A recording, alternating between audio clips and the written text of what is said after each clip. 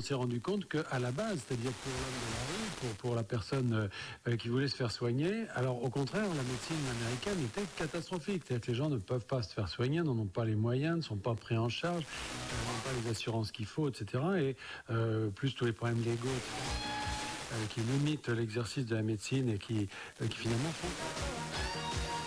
Donc en termes de puissance, on s'est rendu compte qu'à la base, c'est-à-dire pour l'homme de la rue, pour la personne qui voulait se faire soigner, alors au contraire, la médecine américaine était catastrophique. C'est-à-dire que les gens ne peuvent pas se faire soigner, n'en ont pas les moyens, ne sont pas pris en charge, n'ont pas les assurances qu'il faut, etc. Et plus tous les problèmes légaux, etc., qui limitent l'exercice de la médecine et qui finalement font...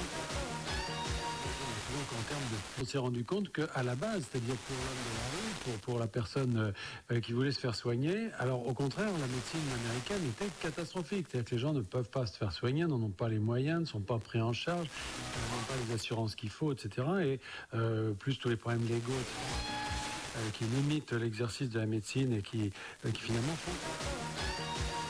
Donc en termes de puissance, on s'est rendu compte qu'à la base, c'est-à-dire pour l'homme de la rue, pour la personne qui voulait se faire soigner, alors au contraire, la médecine américaine était catastrophique. C'est-à-dire que les gens ne peuvent pas se faire soigner, n'en ont pas les moyens, ne sont pas pris en charge, n'ont pas les assurances qu'il faut, etc. Et plus tous les problèmes légaux, etc., qui limitent l'exercice de la médecine et qui